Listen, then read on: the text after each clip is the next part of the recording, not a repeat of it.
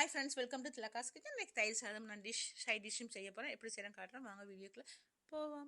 சாதத்தை நல்லா வடித்து வச்சுக்கிறோம். ஒரு 4 பேர் சாப்பிட்ற மாதிரி நல்லா ஆற விட்டுருக்குறோம். இப்போ அதில் உப்பும் சேர்த்து தயிர் கொஞ்சம் தூக்கலாகவே சேர்க்கணும், தயிர் கூடுதலாகவே சேர்க்கணும். சேர்த்து கொஞ்சம் ஒரு அரை டம்ளர் 3/4 டம்ளர் தண்ணி சேர்த்து நல்லா லூஸ் கொடுக்குறதுக்காண்டி நல்லா மிக்ஸ் பண்ணணும். அந்த சாதம் வந்து நல்லா ஆறி இருக்கணும்.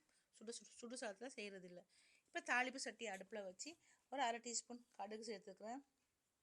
2 டீஸ்பூன் உளுந்தம்பருப்பு சேர்க்குறேன். சேர்த்து 2 நல்லா ஃப்ரை ஆனோன்னே காஞ்ச மிளகாய் கொஞ்சம் கிள்ளி வச்சு அதையும் சேர்க்குறேன். சேர்த்து கருவேப்பிலை கொஞ்சம் சேர்க்குறேன். சேர்த்து இஞ்சி கொஞ்சம் சின்னதாக அரிஞ்சு அதையும் சேர்க்குறேன். சேர்த்து எல்லாம் நல்லா ஃப்ரை ஆன பிறகு பச்சை மிளகாய் ஒரு 2-3 பச்சை மிளகாய் எடுத்து சின்னதாக அரிஞ்சு அதையும் சேர்க்குறோம். இதுக்கு வெங்காயம் சேர்க்குறதில்ல, தயிர் சாதத்துக்கு வெங்காயம் சேர்க்கக்கூடாது.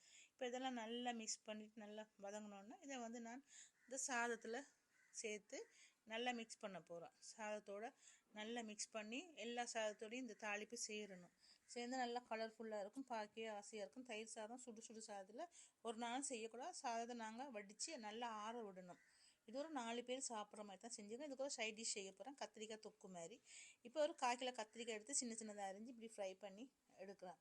எடுத்து இன்னொரு பாத்திரத்தை அடுப்பில் வச்சு அதில் ஒரு மேசக்கரண்டி எண்ணெய் விட்டு கடுகு கொஞ்சம் சேர்த்து வெந்தயம் கொஞ்சம் சேர்த்து பச்சை மிளகாய் கருவேப்பிலை சின்னதாக வெட்டின அரிஞ்ச வெங்காயம் எல்லாம் சேர்த்து புளி கரைசல் கொஞ்சம் ஊற்றுறேன். புளி கரைசல் ஊற்றி இப்போ இதுக்கு எங்களோட வீட்டு குழம்பு மிளகாத்தூள் 2 தேக்கரண்டி அளவு சேர்க்குறேன். சேர்த்து தேவையான அளவு உப்பும் சேர்த்து நல்லா மிக்ஸ் பண்ணுவோம். நல்லா மிக்ஸ் பண்ணி நல்லா கட்டியாக வரணும் கறி. இப்போ தண்ணி பால் கட்டிப்பால் எல்லாம் சேர்க்குறேன். சேர்த்து இப்போ ஃப்ரை பண்ணி எடுத்த கத்திரிக்காவை இதில் சேர்த்து நல்லா வற்ற விடணும். வற்ற விட்டு இறக்கினா கொஞ்சம் சீனி ஒரு அரை டீஸ்பூன் சீனி போடணும். இப்போ கடலைப்பருப்பை 3 மணி நேரம் ஊற வச்சுக்கிறேன். ஒரு 200 கிராம் கடலைப்பருப்பு ஊற வச்சு அதை மிக்ஸி ஜாரில் 1-2 அரைச்சி எடுத்துட்டு அதுக்கு பச்சை மிளகாய் இஞ்சி கொஞ்சம் கருவேப்பிலை எல்லாம் சேர்க்குறேன். பச்சை மிளகாய் சின்னதாக அரைஞ்சி சேர்க்குறேன். வெங்காயம் ஒரு மீடியம் சைஸ் வெங்காயம் வெட்டி அதையும் சேர்க்குறேன். ஒரு கைப்பிடி அளவு ஃப்ரெஷ் தேங்காய் அதையும் சேர்க்குறேன்.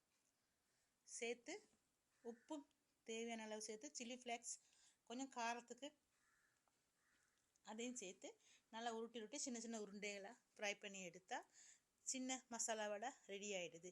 இதுதான் எங்களுடைய இன்றைக்கி லஞ்ச், சிம்பிளான லஞ்ச். நான் இனி லஞ்ச் போடுறதெல்லாம் எல்லாம் சைவமாக தான் இருக்கும். நாங்கள் இனி நான்வெஜ் நான் போட மாட்டேன், எல்லாம் வெஜிடேரியனாக தான் போடுவேன்.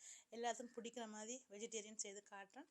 இது பிடிச்சிருந்தா எல்லோரும் லைக் பண்ணி ஷேர் பண்ணி சப்ஸ்கிரைப் பண்ணுங்கள்.